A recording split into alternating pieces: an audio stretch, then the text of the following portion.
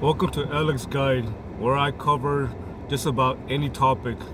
So today's topic, I'm going to discuss why you're hearing that clicking noise while turning.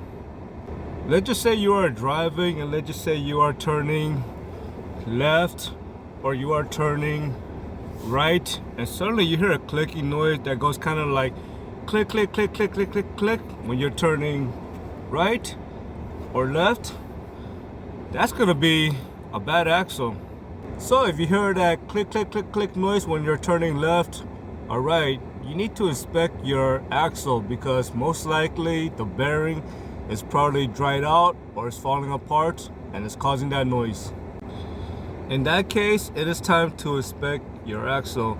So when you're inspecting your axle, you want to look at the dust boot and you want to see if it's leaking grease. If you see a leaking grease and there's dirt built up on the dust boot area, there's a good chance that axle is bad.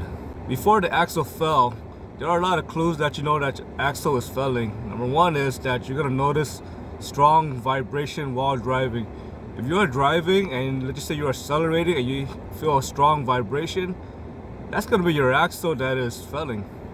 Also, if your axle is sometimes very bad, sometimes you're gonna hear this strong clunky noise.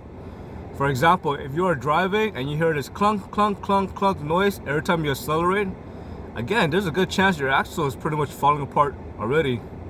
In addition, sometimes maybe the axle is not really bad. Maybe it just popped out of place. For example, it's supposed to go straight into the transmission, and sometimes the axle can pop out of place. If it pop out of place and you are driving and you're turning left or right and you hear this popping noise, maybe your axle just came loose and maybe you just need to pop it back in. The best way to check for a bad axle, again, is you just want to inspect the axle and you want to grab the axle. And what you want to do, you just kind of want to like move it around. You want to check for excessive movement.